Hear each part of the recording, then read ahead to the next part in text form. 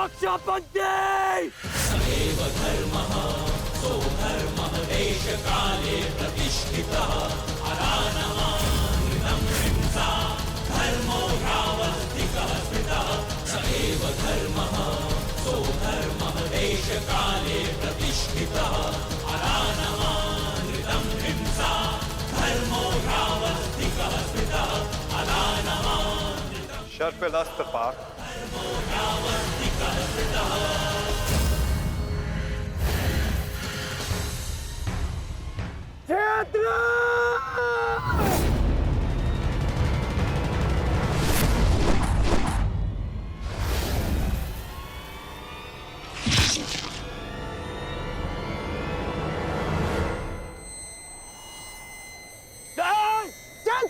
मित्र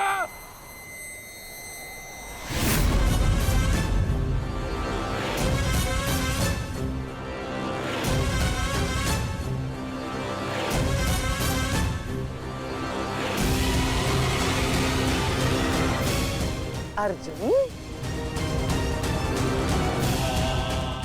जयद्रथ का वध तो तुमने कर दिया, परंतु अपनी मृत्यु को टाल नहीं पाओगे तुम, हैं?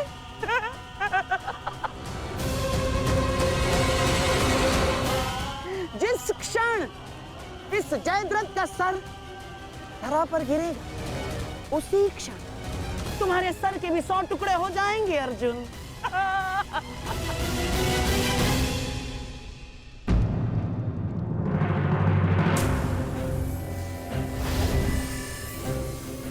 तुम तो विजय पाकर भी हार गए अर्जुन। और सबसे बड़ी हार किसकी हुई है जानते हो? हैं? तुम्हारे उस छलिए की।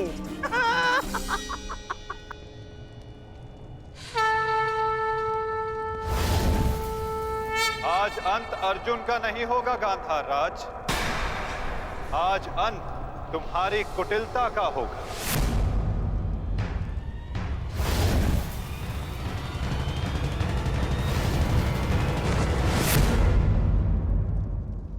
नहीं वृद्धक्षत्र, नहीं, उठना मत।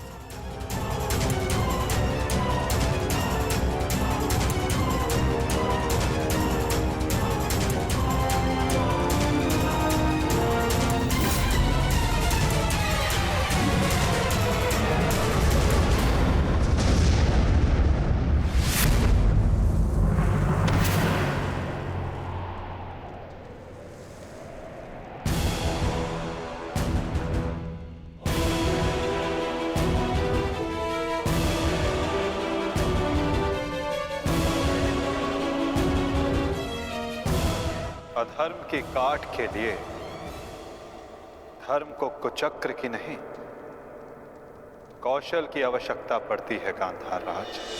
नारायणं नमस्कृत्य नरं चैव नरोत्तमं देवीं सरस्वतीं व्यासं ततो जयं मुदीरयेत्।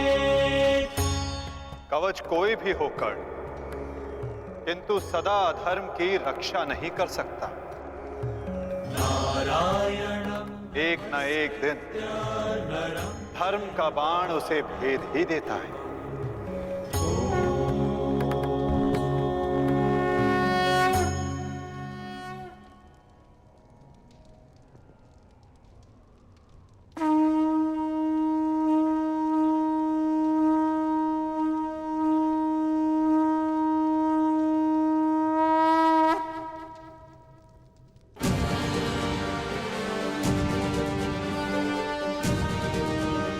युद्ध का आज का दिन समाप्त हुआ।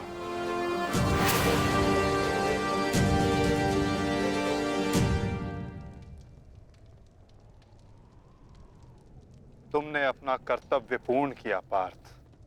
अब चलो, अभिमन्यु को विदा करो।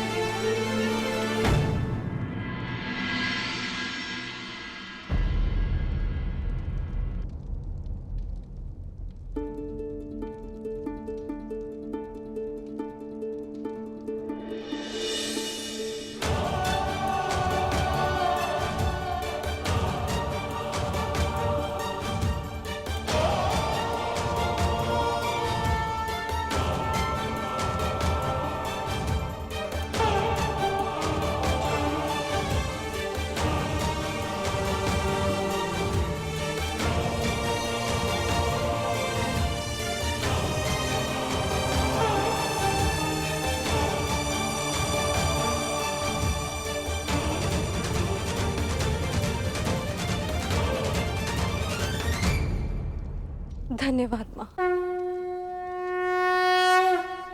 नहीं पांचाली, माता को धन्यवाद अभी नहीं।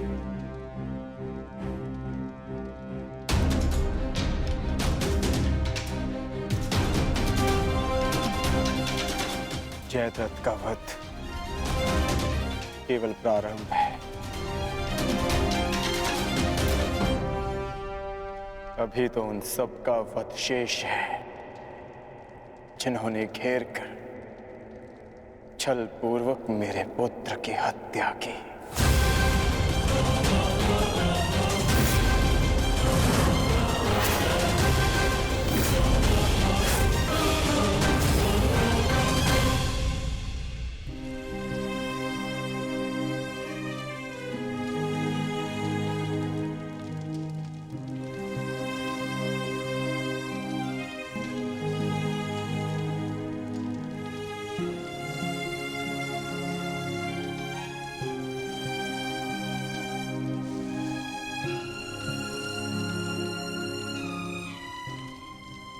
माता यज्ञसेनी का आशीर्वाद है मेरे साथ, और जब तक ये मेरे साथ है मुझे कुछ नहीं हो सकता।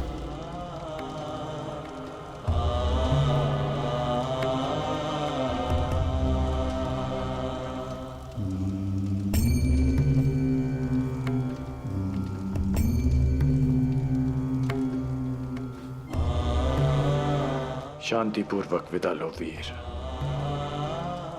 धन्य हूं मैं कि मेरा कहीं ना कहीं तुमसे रक्त संबंध है।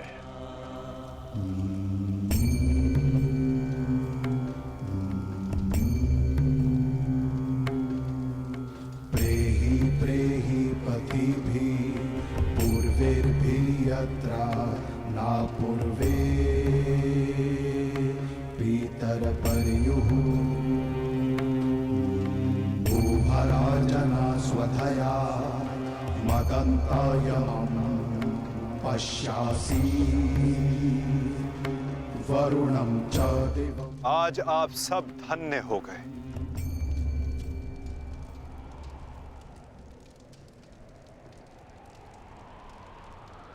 शूरवीर अभिमन्यु के नाम से इतिहास में सदा आप सबका नाम भी स्मरण किया जाएगा।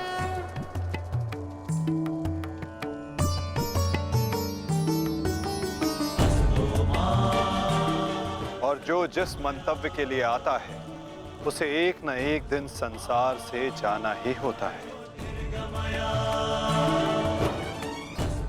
और जो जिस मंतव्य से आता है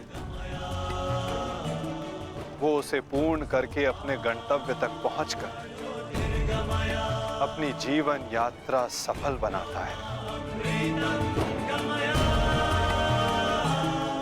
अभिमन्यु की मृत्यु नहीं हुई है पार्थ, अभिमन्यु मुक्त हुआ है विजय के साथ, शौर्य के साथ।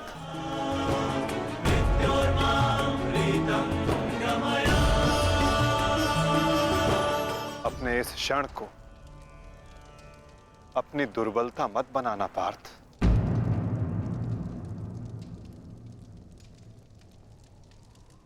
अपनी शक्ति बनाना।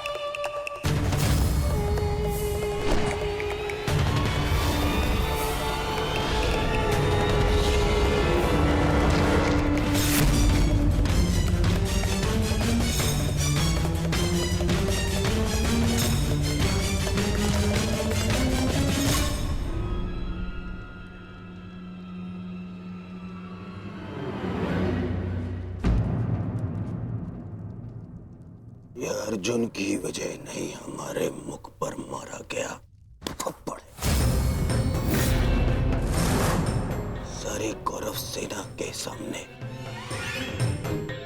अर्जुन वो कर गया जिसकी उसने शपथ ली थी,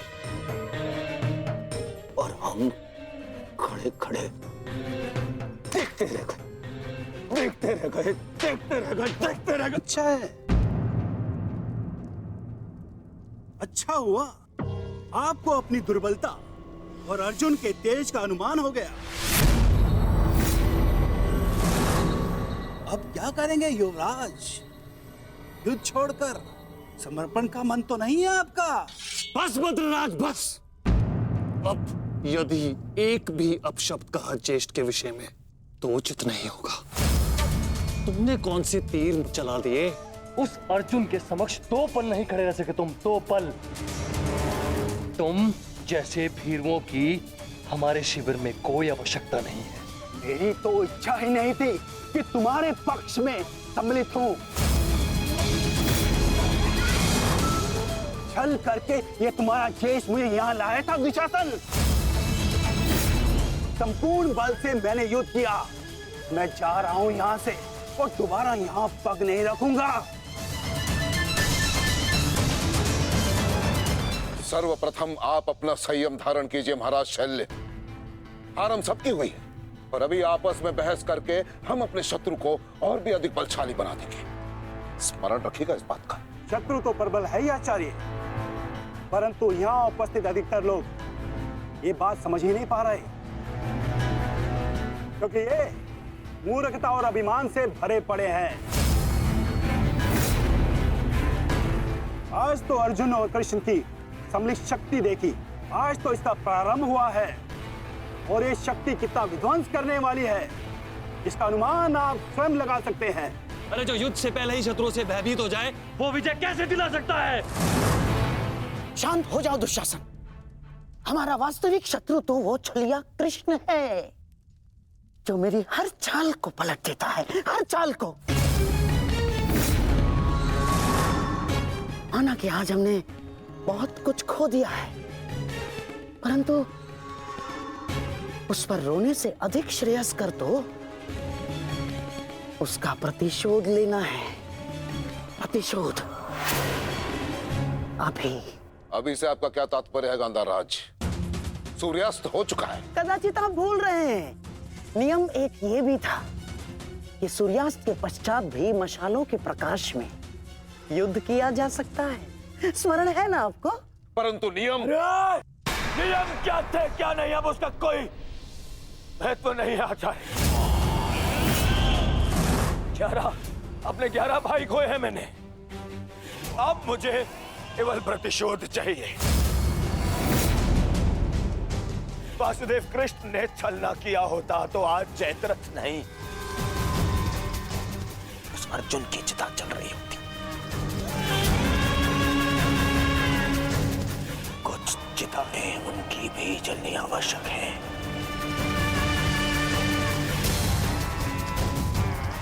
हम अभी आक्रमण करेंगे।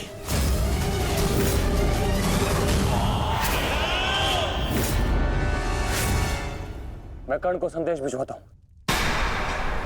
कर्ण इस समय शिविर में नहीं है दुशासन, और ये हमारे लिए अच्छी बात है। आक्रमण के लिए सज्ज हो जाओ। पांडु पुत्रों, मैं आ रहा हूं।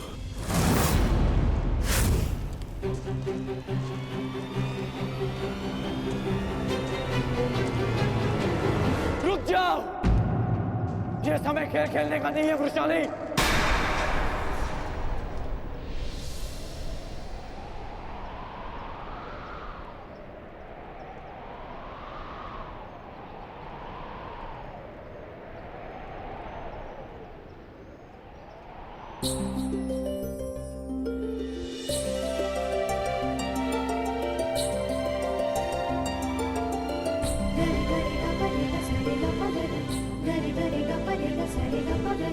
Gare gare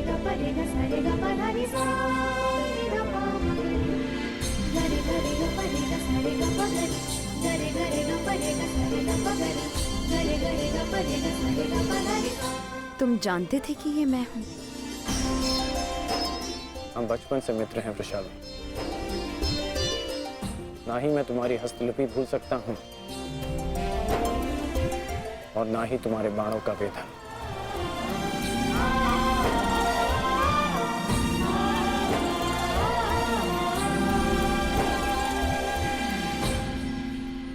तुम्हारे बाण अधिक तीव्र हो गए हैं। तुम्हारा लक्ष्य वेद अधिक सटीक हो गया है, परंतु तुम्हारी हस्तलिपि में कोई सुधार नहीं। बदले तो तुम भी नहीं हो कर्ण।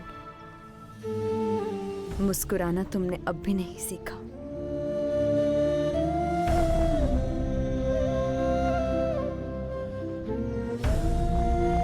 जीवन के हर क्षण के आश्चर्य में मुस्कुराहट खो गई है वृषाली। अब ये आश्चर्य भी तो देखो। कभी सोचा नहीं था कि ऐसे मिलेंगे, ऐसे युद्ध भूमि में। एक बार पुनः सोच लो दुर्योधन। रात्रि के समय युद्ध कर सकते हैं, परंतु छिपकर प्रहार करना उचित नहीं है। ये युद्ध के नियम के विरुद्ध है और विजय प्राप्त करने के लिए हमें ऐसा करने की आवश्यकता नहीं है। और ये मत भूलो कि अर्जुन रात्रि में प्रहार करने में सक्षम है। बिल्कुल उचित कहा आचार्य द्रोण आपने, बिल्कुल उचित। अर्जुन सरलता से रात्रि में लक्ष्य भेद कर सकता है, परंतु अन्य पांडव नहीं। और अर्जुन इस समय अपने पुत्र के शव के पास है, और जब तक शेष पांडवों को हमारे आक्रमण का भान होगा तब तक हम उन्हें अपूरणीय क्षति पहुंचा चुके होंगे आचार्य।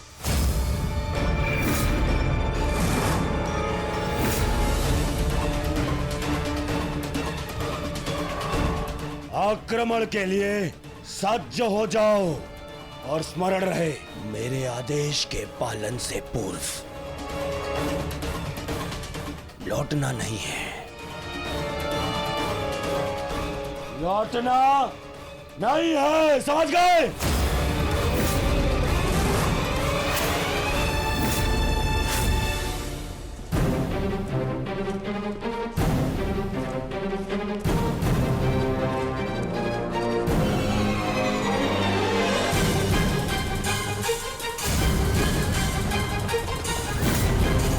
ये कोलाहल कैसा? ये सब क्या है? ये आक्रमण है। ये कौरवों ने युद्ध के नियमों का उल्लंघन करते हुए हम पे आक्रमण कर दिया है। हमें उन्हें उत्तर देना होगा। सावधान सैनिकों!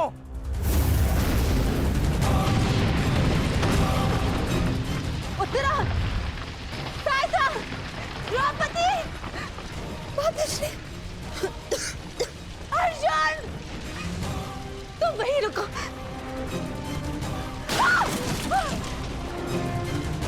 उत्तरा, भीम! तुम्हारे मन में ये प्रश्न होंगे कि मैं यहाँ इस भांति क्यों आई। भुगत क्रम में सुना मैंने कि तुम्हारा कवच और कुंडल तुमसे छीन लिया गया। वृषसेन का भी समाचार मिला, इसीलिए मैं स्वयं को तुमसे मिलने से रोक नहीं पाई। किंतु तुम्हें यहाँ नहीं आना चाहिए था। क्या तुम्हारे पति और तुम्हारे परिवार को इससे कोई आपत्ति नहीं?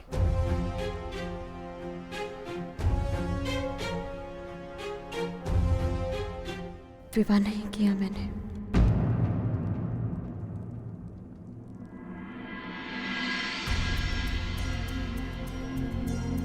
और परिवार के नाम पर मेरे बाल मित्र कर्ण के अतिरिक्त कोई और बचा नहीं। हाँ, अगर तुम्हें आपत्ति है तो मुझे बोल दो, मैं यहाँ से लौट जाऊंगी। लौटना तो मैं चाहता हूँ। हमारे बचपन में स्मरण है तुम्हें? किस भांति तुम, मैं और शोन साथ में समय व्यतीत करते थे।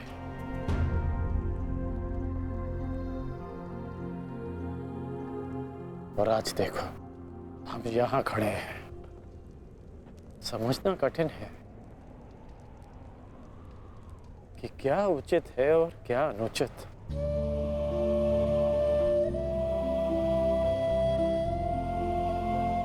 तुम्हारे अंदर ये प्रश्न